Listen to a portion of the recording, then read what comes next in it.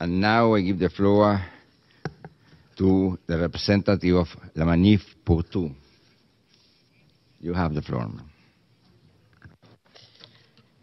Monsieur le Président, Madame, Messieurs, une nouvelle forme d'exploitation de la femme se développe depuis quelques années, qui doit être combattue afin de réaliser le but 5.2 de l'agenda 2030, qui est d'éliminer de la vie publique et de la vie privée toutes les formes de violences faites aux femmes et aux filles et tout type d'exploitation. Il s'agit de la pratique des mères porteuses, autrement appelée gestation pour autrui, GPA. Sur tous les continents, des femmes sont exploitées à des fins reproductives, réduites à leur utérus, utilisées comme des incubatrices, comme des outils. Elles sont ainsi instrumentalisées parce qu'elles sont femmes, leur sexe est la cause de leur instrumentalisation. Cette pratique des mères porteuses est contraire à l'égalité des sexes et à l'autonomisation des femmes et des filles, le but numéro 5 de l'agenda 2030. Tous les intervenants de ce marché, sauf la mère porteuse, tirent des profits hautement lucratifs de ce marché de l'humain. Biologistes, médecins, avocats, commerciaux, financiers, assureurs, etc. La mère porteuse, au contraire, est faiblement rémunérée ou indemnisée, voire pas du tout, quand la gestation est faite dans le cadre d'accords prétendument altruistes.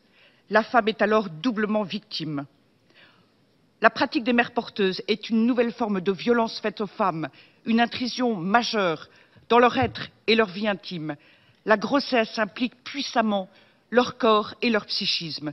Ses conséquences sont profondes et ce, dans la durée. L'article numéro 1 de la Convention relative à l'esclavage de 1926 définit l'esclavage comme l'état ou condition d'un individu sur lequel s'exercent les attributs du droit de propriété ou certains d'entre eux. La pratique des mères porteuses, qui consiste à disposer de la femme, est une forme d'esclavage. Tout individu ou organisme utilisant une femme à des fins reproductives la prive sciemment du plein exercice de sa liberté et de ses droits sexuels et reproductifs. Sa liberté et ses droits sexuels lui sont retirés dans le cadre du contrat de GPA et ses droits reproductifs lui sont confisqués. Toute mère porteuse est une victime.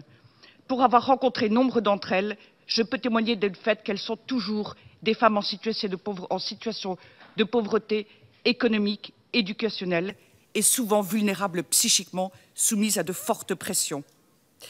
Mesdames, Messieurs, la dignité de la femme n'a pas de frontières. Nous avons aujourd'hui rendez-vous avec l'histoire. Nous devons aux femmes et aux filles l'abolition universelle de la gestation pour autrui. Je vous remercie.